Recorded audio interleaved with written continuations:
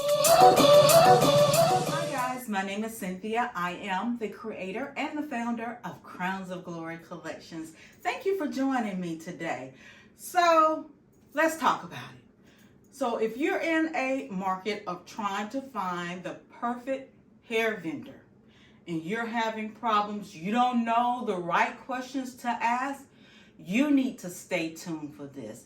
I'm going to give you some simple questions. Now, I'm going to be looking down because I have really went in and researched these questions and what you need to ask, and just give you some of my experience in dealing with hair vendors. It is very tedious. It can be, and just trying to find the perfect person that you really can mesh really well with this partnership, because that's what it is. Okay, so yeah, let's go ahead and jump on into the question. So the first question I think that you need to ask, do they have a MOQ?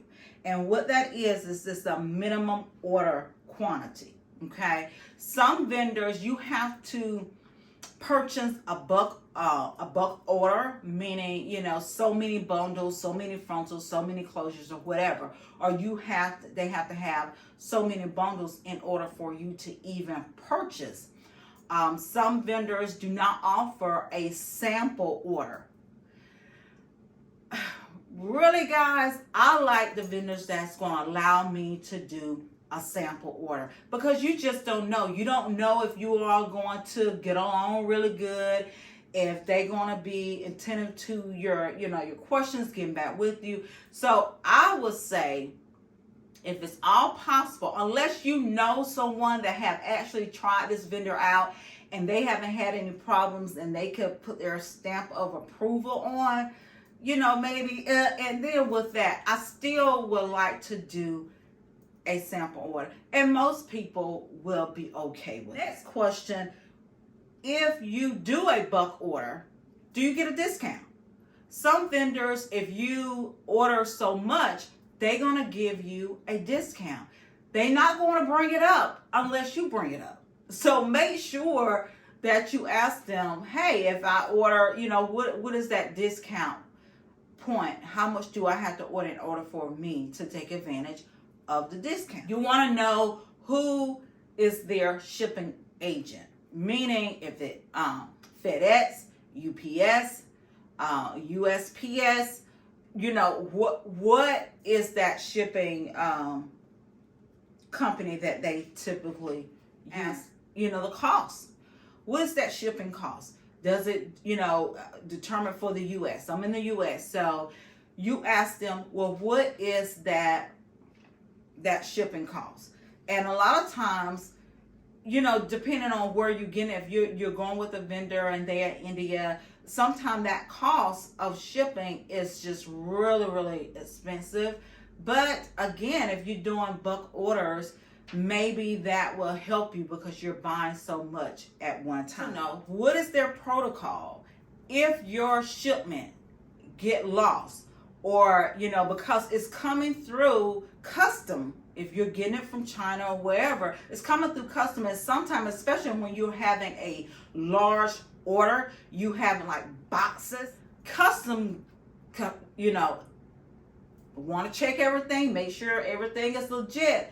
But what will happen, maybe they're saying that it's going to take 3 days for it to get to you, because this is a bulk order and custom have jammed your packages. It could take a week or two before it's released to you, and it's nothing to do about. It's nothing that the vendor could do about it. It's just what custom does. So that put that in the back of your mind, that you don't want to wait till the last minute, especially if you're selling hair or you're using that hair to make wigs. How long it actually take them to even get everything together?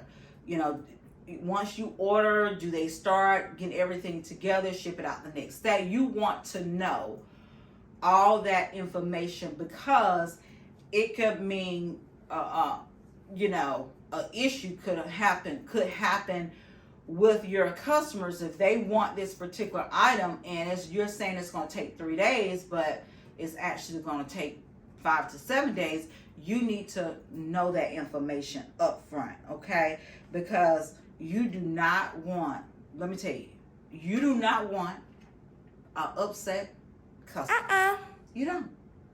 Especially if you value your customer service like I do. You know, you want to be able to offer them and give them what you promise.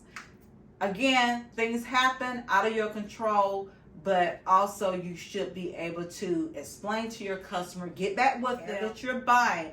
Is it chemically processed? Is it steamed? Are they using any kind of process? And let me tell you this, guys.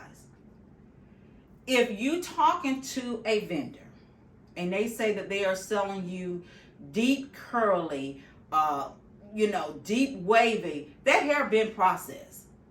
It's been steamed, it's been processed in some kind of way or form. Unless you're going to go with a vendor in India, and if you're doing that, you only going to get hair, you're going to get wavy, you're going to get curly. That's it. They're not going to offer you deep wavy, because that's not Indian hair. If you're doing, raw hair, coming donor, those are your 3 options, especially when you're going with from India. Okay. Now, if you're going with a vendor in China, and again, if you ask them, are you using any kind of chemical? But if they're offering all these different textures, they are using some kind of, and not to say that it's bad, if that's what you want to offer your customers, you just still want to make sure that it's quality hair. Okay. You just need to educate yourself. Before you do anything, take time, do your research. I tell you that all the time. Invest in yourself, because if you do not know the right questions to ask, they're not going to volunteer information, because you need to know before you get in contact with them.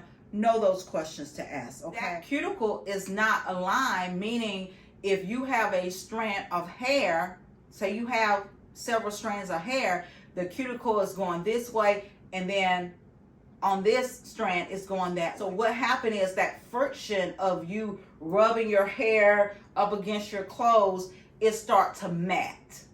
Okay. If you think about like blinds, when you close your blinds, it all going one way. But if you have one blind going up, one blind going down, when it rub up against, it's going to get, tangled up. So that's what's going on. So that's the importance of asking that question. If the cuticles are all aligned, and you want it to be. If they say no, you don't want that vendor. I don't care how cheap the hair, and it's cheap for a reason. You take care of this hair. What is the durability? What is the lifespan of this hair? I have hair, and I paid good money for it. It's like 7 years old, and the reason being, it was quality hair, and also I know how to take care of it. Okay, so all those things are important, but you want to know. And it should be between 3 to 5 years. If they saying that it's going to be, 6 months to a year, you don't want to go with them. You don't. What is their payment method? You really, really, really want to know that. So I like using PayPal. Okay. But some vendors, that's not one of their options. Typically, it's going to be PayPal. It's going to be a wire transfer, Western Union, something like that. I haven't seen anyone that used like Cash App or anything like that, but PayPal, Western Union, a wire transfer. With a wire transfer, let me just say that this right here, wire transfer and Western Union, it's hard because say if something happened, you don't get your product or whatever, it's hard to get your money back. It is. It's really hard.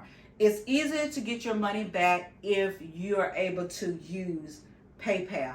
But again, if you know someone have used this vendor, they have put their stamp of approval on this vendor, maybe you're okay with that, especially if they're going to allow for you to do like a small order, sample order, just to see the quality of the hair. but especially vendors from India, typically those vendors want to do a wire transfer or Western Union. I'm not gonna say all of them, but the ones that I've dealt with, okay? But the vendors from China and places like that, they will do PayPal. Let me just branch off that question. With these different payment methods, you need to know, do they have any other fees associated with it? With PayPal, typically it's like 5%, okay? So you're gonna have an extra cost. So if your total, say it's 300, but you need to factor out that you're gonna have to pay this fee, okay? If your vendor that you're using is from another country, typically, I know with my bank, you're gonna be charged a fee because of the